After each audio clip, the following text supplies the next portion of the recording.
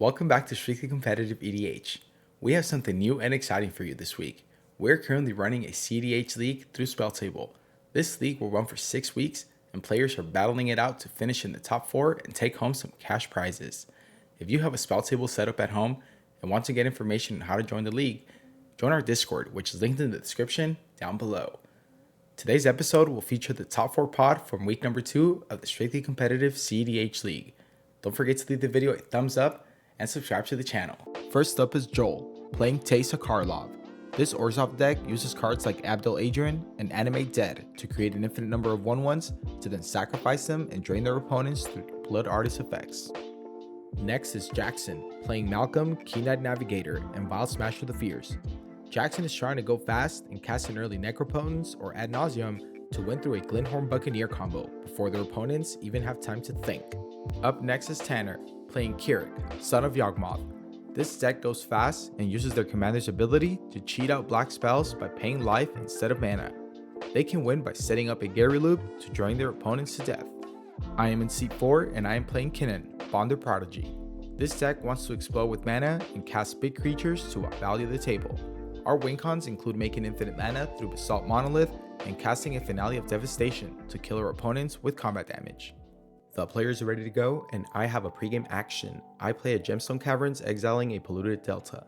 Joel starts off and draws a card. He plays Ancient Tomb as land for turn and casts an Altar of Dementia, taking 2 damage from the Ancient Tomb and passes over to Jackson. Jackson draws and plays a Command Tower. He casts a Soul Ring and taps it to cast a Talisman of Creativity, shipping the turn over to Tanner. Tanner draws. He plays a Swamp as land for turn and taps it to cast a Soul Ring. Tanner ends his turn. I draw and play a Command Tower as land for turn. I tap for 2 to cast my commander, Kinnan Bonder Prodigy, and ship over the turn. Joel draws a card. He plays a Scrubland and simply ends his turn. Jackson draws. He plays a Polluted Delta and immediately cracks it, and Joel responds to the fetch with an Archivist of Ogma, drawing him a card once Jackson is done with his search. He grabs an Underground Sea and pays 3 mana to cast his commander, Malcolm, Keen-Eyed Navigator. With no responses from the table, Jackson ships over the turn. Tanner draws and plays a Swamp as land for turn. He pays 4 mana and 6 life in Phyrexian Black to cast his commander, Kirik, Son of Yawgmoth. He pays 2 life in Phyrexian Black to cast a Blood Pet, triggering Kirik and putting a 1/1 counter on him. Tanner ships and I draw a card. I play a Misty Rainforest as land for turn and cast a Grim Monolith, shipping the turn over to Joel. Joel draws a card. He plays a Command Tower as land for turn and casts a Demonic Tutor. He fetches up a mystery card directly into his hand. Joel casts a Charismatic Conqueror, and Jackson responds by flashing in a Spectral Sailor. With no further responses, Joel ships over the turn. Jackson draws. He plays Training Center as land for turn and casts a Wishclaw Talisman. This triggers a Charismatic Conqueror, and Jackson chooses not to tap the talisman. He activates Wishclaw and fetches up a card into his hand. Joel makes a 1/1 Vampire with Lifelink from the Charismatic Conqueror trigger. Jackson slams down a Glinthorn Buccaneer and attempts to head into combat. Tanner responds with a Dismember targeting the Glinthorn Buccaneer. The Glinthorn dies and the table gives a sigh of relief. Jackson heads into combat and swings his commander over at Tanner and the Spectral Sailor over at Joel. Malcolm triggers and Jackson creates 2 treasures, triggering the Charismatic Conqueror and taps both treasures.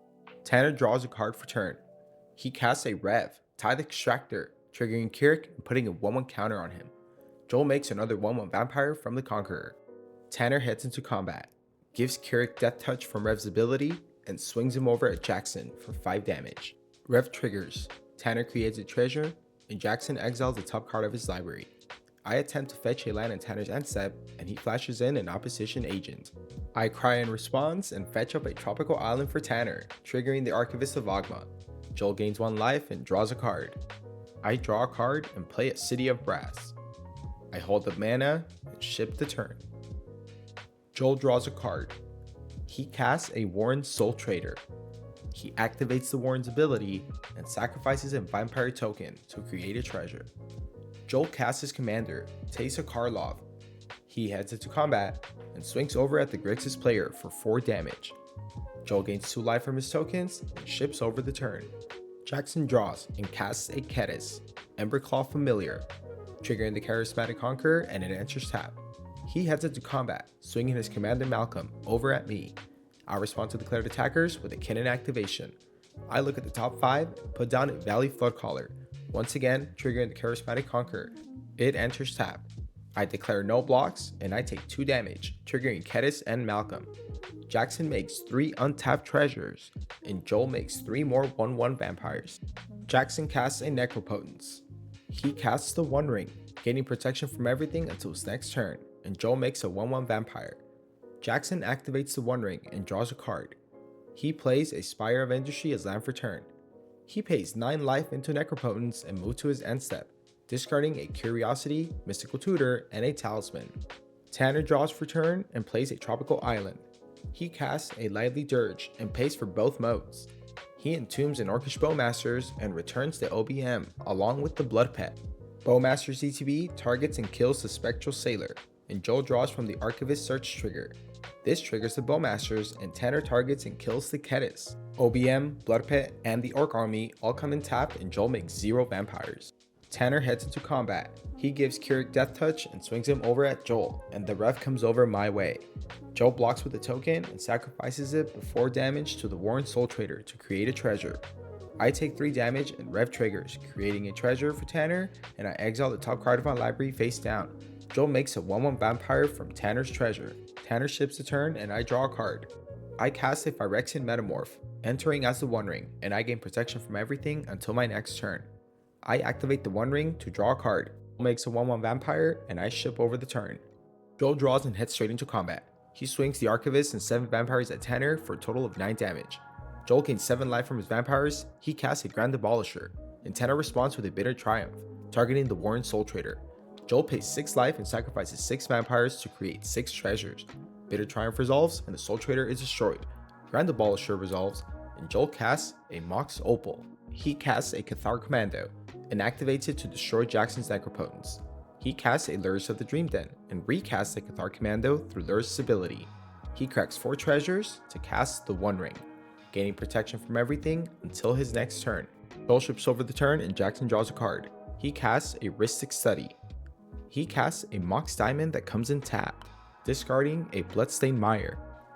Jackson activates the One Ring and draws 2 cards. Bowmaster triggers, and Tanner targets the Grand Abolisher. Joel sacrifices the Abolisher through the Altar of Dementia and mills a Hoarding Broodlord and a Blood Artist. Jackson casts a Wheel of Fortune and everyone discards their hand to draw into a brand new 7.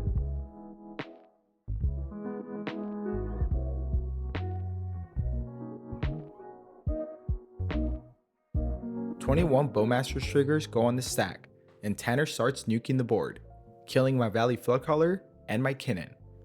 He targets Joel's creatures, and Joel activates his Cathar Commando to blow up the Rhystic Study.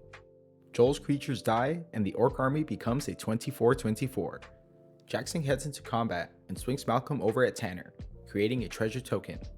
Jackson casts into the Floodmoth, targeting the opposition agent. Op-Agent gets bounced, and he casts a Demonic Tutor. He puts a mystery card right into his hand and casts an Underworld Breach.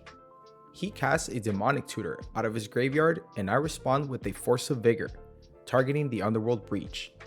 Jackson responds with a Pact of Negation, and with no further responses, he fetches for the card he needs to start milling himself through Brain Freeze and LED loops to empty his library and cast a Thassa's Oracle, and Jackson wins the game. And there you have it. Jackson was aggressive and kept jamming his win conditions. He tried going for the Glenhorn Buccaneer combo in turn 3, he casted a Necropotence, and he eventually got there through the Underworld Breach and Brain Freeze combo. Congratulations to Jackson for winning the second week of our strictly competitive cEDH League. If you would like to check out any of the decks that were played today, they will be linked in the description box down below, as well as all of our social media pages. Don't forget to check us out and leave the video a thumbs up, and hit that subscribe button. We will see you in the next one. Peace.